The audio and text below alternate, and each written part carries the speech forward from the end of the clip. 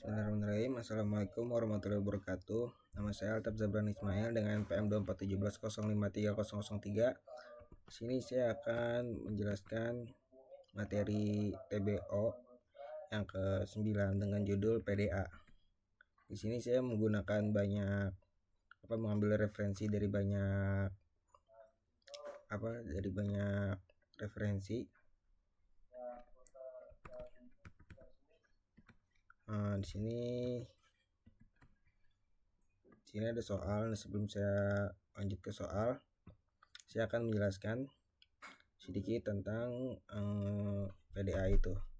Nah, dalam PDA itu terdapat key. Nah, key di sini itu ialah himpunan keadaan. Nah, ada lambang seperti ini. Ini adalah himpunan simbol input. Ada berbentuk ini seperti R adalah himpunan simbol pushdown yang dapat didorong dan dikeluarkan dari tumpukan. Lalu ada key 0 adalah keadaan awal. Simbol Z adalah simbol push awal yang awalnya ada di tumpukan. Lalu ada simbol F adalah himpunan keadaan terakhir. Nah, terus ada simbol ini adalah fungsi transisi yang memetakan key dalam keadaan tertentu. PDA akan membaca simbol masukan dan simbol tumpukan bagian atas tumpukan, pindah keadaan ke baru dengan simbol tumpukan. Ini seperti looping gitu ya. Nah, terus deskripsi seketika atau ID adalah notasi informal tentang bagaimana PDA menghitung string input dan membuat keputusan apakah string tersebut diterima atau ditolak.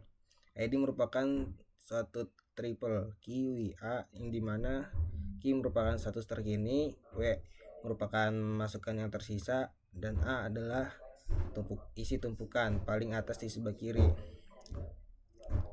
Nah, di sini ada notasi pintu pintar. Tanda ini disebut dengan notasi transitolat dan mewakili satu langkah. Nah, tanda ini juga mewakili serangkaian langkah. Terus di sini ada contoh. Tentukan automata pushdown untuk bahasa A pangkat N, B pangkat N lebih dari 0. Solusinya M di mana key adalah key 0, key 1 dan A, B dan AZ dan diberikan oleh ini.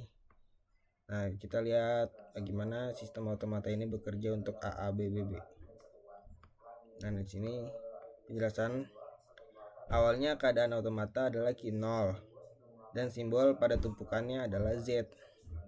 Nah, ini di sini ada Z dan masukannya adalah A, B, B, B seperti yang ditunjukkan pada baris yang pertama.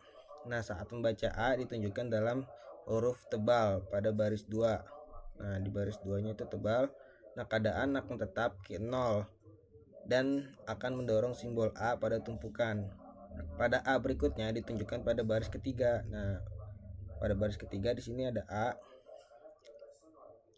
Tumpukannya menjadi AAZZ, AAAZ pada baris ketiga. Terus dengan A yang di atas. Nah, pada tumpukan setelah membaca tumpukan ketiga ada tumpukan menjadi AAZZ dengan tumpukan di atas. Nah, setelah membaca B seperti yang ditunjukkan pada baris kelima, ia akan mengeluarkan A dan pindah ke keadaan key. Nah, di sini dari key 0 jadi key 1 dan tumpukan akan menjadi AAZ. Nah, dari key 0 menjadi AZ aja. Ketika semua B terbaca, keadaan akan menjadi key 1, tumpukan menjadi Z. Nah, pada baris ke-8 simbol masukkan simbol ini dan Z pada tumpukannya. Nah, di sini tumpukannya ia akan mengeluarkan Z dan tumpukan akan kosong. Jenis penerimaan ini dikenal dengan penerimaan oleh tumpukan kosong diagram keadaan penerimaan oleh tumpukan kosong. Nah, di sini ada diagram keadaan automata dorong ke bawah. Nah, automata pushdown yang ini itu bersifat deterministik karena hanya ada satu gerakan dari suatu keadaan pada simbol input dan simbol tumpukan. Nah, automata pushdown dan non-deterministik dapat memiliki lebih dari satu gerakan dari suatu keadaan pada simbol masukan dan simbol tumpukan. Tidak selalu mungkin untuk mengubah automata pushdown dan non-deterministik menjadi automata pushdown deterministik. Kekuatan ekspresi PDA non-deterministik lebih besar dibanding dengan PDA deterministik ekspresi karena beberapa bahasa diterima oleh NPDA tetapi tidak oleh PDA deterministik yang akan dibahas pada artikel berikutnya.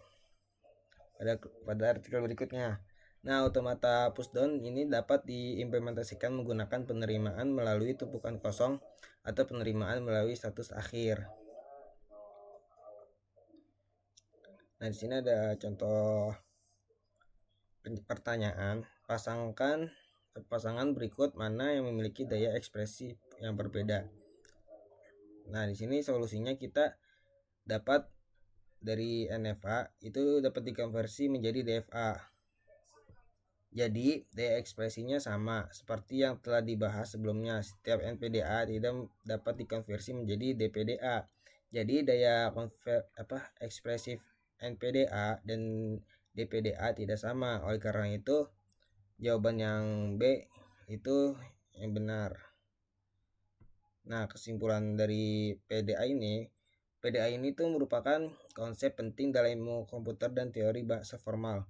PDA memperluas kemampuan finite automata dengan menggunakan tumpukan yang memungkinkannya menangani rentang bahasa yang lebih luas, terutama bahasa bebas konteks.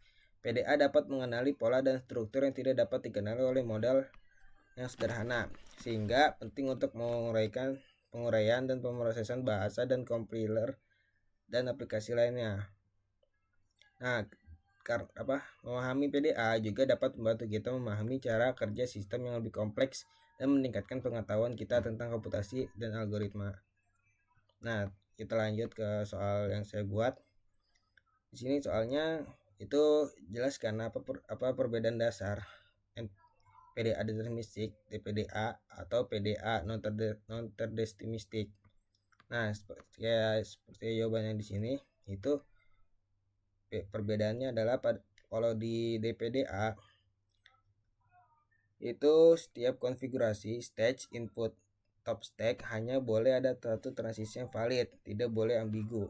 Terus ada yang penjelasan untuk NPDA itu pada konfigurasi yang sama dapat memiliki banyak pilihan transisi sehingga dapat melakukan penjelajahan non-deterministik.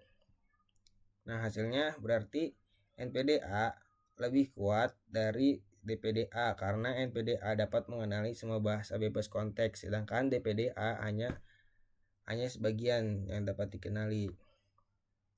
Nah, terus mengapa DPA dianggap model komputasi untuk CFG?